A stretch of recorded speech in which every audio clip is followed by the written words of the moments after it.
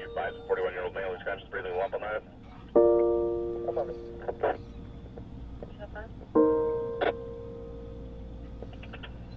Like, I don't have children, but I do have a wife, and I have family and parents that love me and everything, but they talk about truly unconditional love, and there is no love like a dog has for you.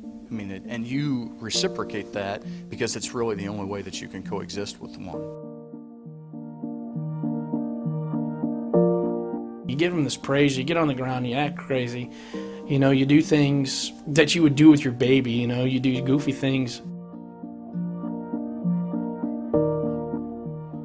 When you start talking about the kind of bond that you have with your dog, when you're with him literally 24/7 almost in some cases, it really is a stirring emotional thing because there's really not a stronger bond than that. They don't call it man's best friend for nothing.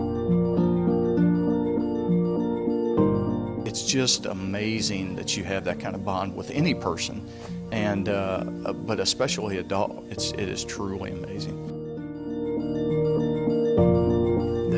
They're just like part of our family, just like one of my kids.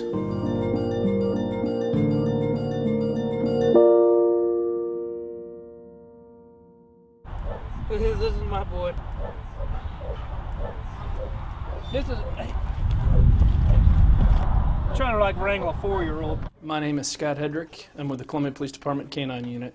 I've had Yurik from March or April of 2010 until now. Almost a year. He just likes to please. Some of the guys call him the big baby because he likes to be pet and he's a lover boy and things like that, but he actually is a really good canine. I've been here almost 13 years. When I started off, there's 2 things that I wanted to do in my career as a police officer, at least that's what I thought. One was being on a SWAT team, and the second was being a canine handler. I've always liked dogs, I've always had them. So about 3 or 4 years into my career, I got picked to go undercover. We would go and have people coming to do different narcotic deliveries and set people up and things like that. And the highway patrol would bring their dog. We'd watch them, and it was just fascinating. And I was like, when I get done, I was like, I need to push to try to work a dog. Where is it? Where is it? Show me. Show me. Show me. Show me. Probably, if they were a person, they would be the closest person in my life, for sure. My name is Officer Rob Sanders. I am recently a canine handler for about the last year. I can very vividly remember seeing the first canine work up close. After I saw that, I'm like, man, that's the job for me. I've just got to have it. But the minute that you see it, it's almost like dancing with a dog. You know, I mean, it's really interesting.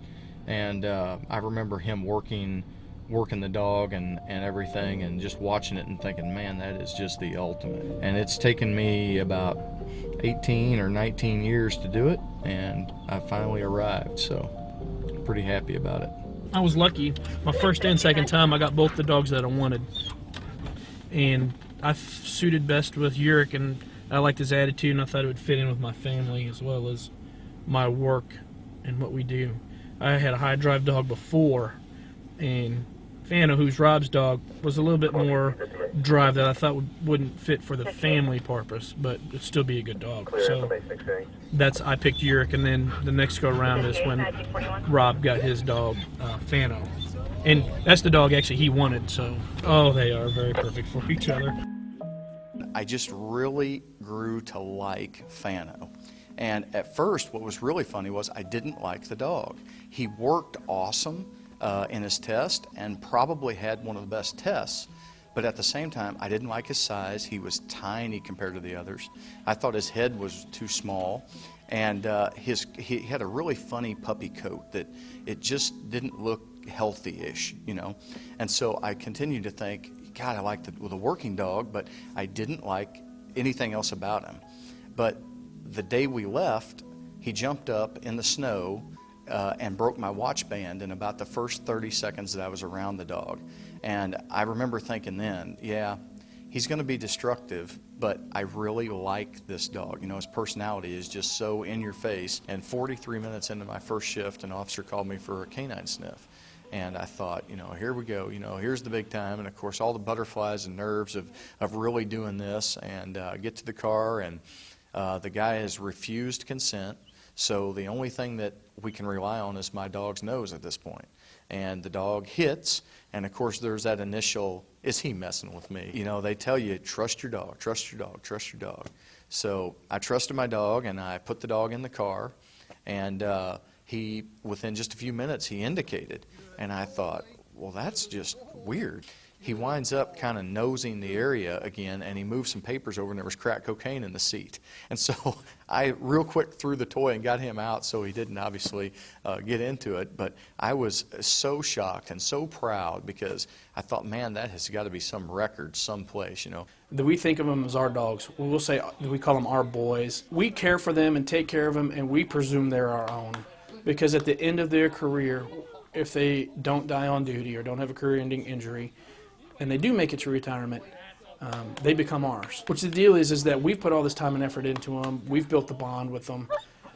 We've loved them. We've done everything with them. They just become ours. But in the back of your mind, that if something happened, one of those unforeseeable accidents, something happened, and that you were no longer a canine officer, that he goes, the car goes, the whole thing goes, and they could take all the equipment. It's the dog that you build a bond with.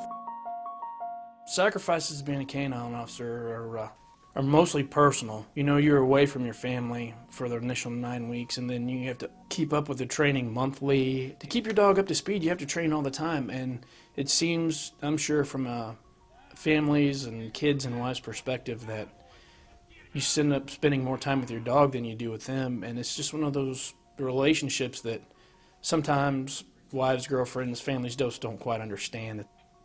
Most police dogs don't make very good downtime dogs, if you will, because their life and their goal and their mission is to do nothing but work every second.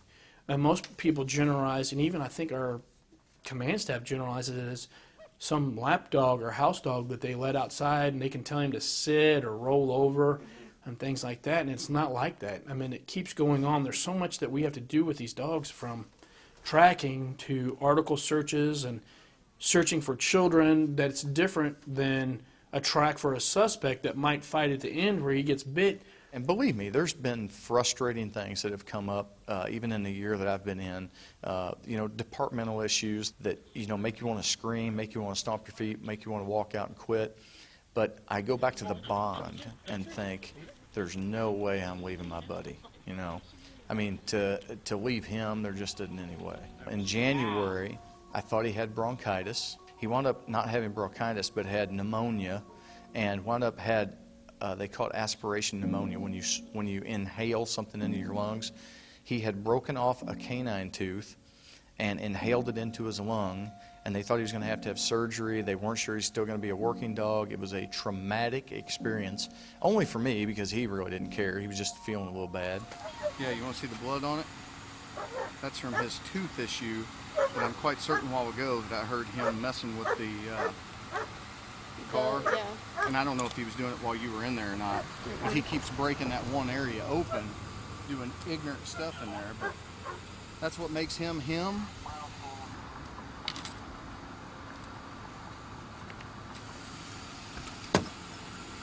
You've seen fathers and their kids, when they're playing with their kids and they eat after their kids, or they see all kinds of slobber or whatever. Mm-hmm. What you just witnessed is about the same thing, Quiet. We stand ready for the bad stuff that happens. We're not one of those people that dwell on, is today, one of those days, or what ifs, things like that. We are just always ready. I would say it takes a special person to be a police officer. It takes an extra special person to be a canine handler. You have to be an emotionally strong person and be able to handle a lot of, the stress and physical and mental part of it, because when I signed up for this, I signed up and I'm like, I love dogs, it can't be that much different. This is a whole different game. This reality of having a canine is just, it never stops. It's 24/7, because you have him, he's yours. If he gets out from your house and you're breaking him, and the neighbor kid drives by on his bicycle, all that you have to worry about. Who are you going to leave him with when you go on vacation? He's like an extension of my family. Do I do right on the street? What if I let him go the wrong time? What if I send him on a guy and he misses the guy and he targets somebody else, runs in traffic and gets run over? We have all these worries and things that go along with being a canine handler. And then all that goes on, and in my mind, I'm thinking those are the massive things. You know, I send my dog, he goes after somebody and he gets killed. You know, or I send him on a guy to save somebody's life and somebody kills him. You know, that's the ultimate sacrifice. You never think about your dog injures his spine and you have to put him to sleep, and I mean, for days, man, that was devastating. It was like having to put one of my kids to sleep, you know? My first dog was, his name was Nitro. He was a solid black shepherd from the Netherlands. He was searching a car for officers for narcotics and jumped up on the rear door to sniff real high on the door seam. And during that process, his sacrum slipped and twisted to the right in his spine and pinched the nerves in his right back leg.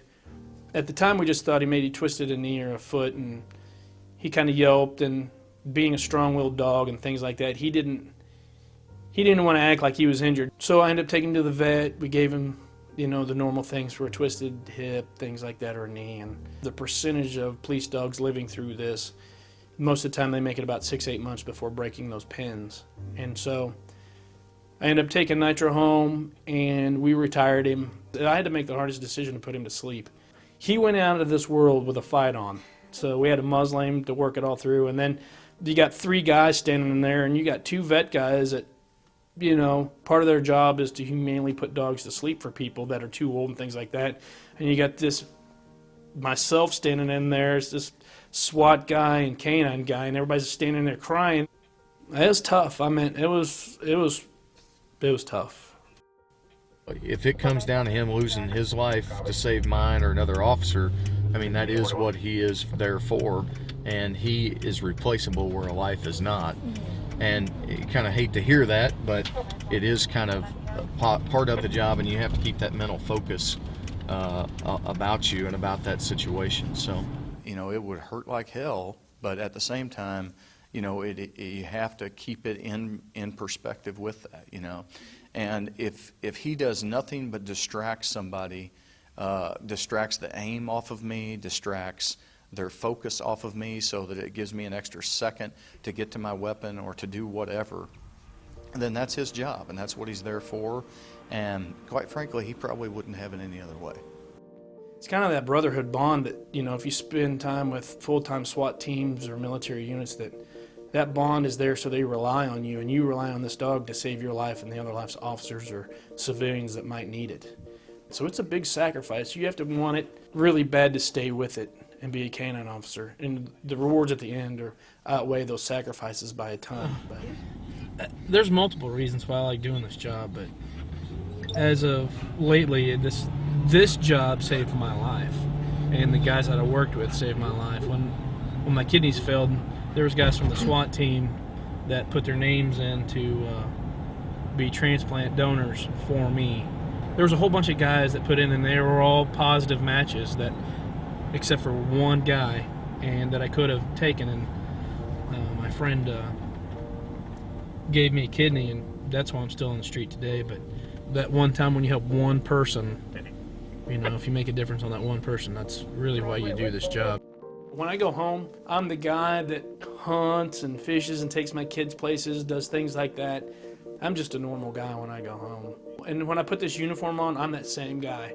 You know, I wave and smile at people even if they give me the finger when they drive by, you know. I'll still wave and smile because I think it's fun. If you can imagine working 18 years in a career that you really, really loved, and then culminating in that ultimate dream of being able to work a dog on the street and be with an animal and make that part of your job, it's just fantastic. I mean, it is the perfect icing on the cake of a great career or a fun career.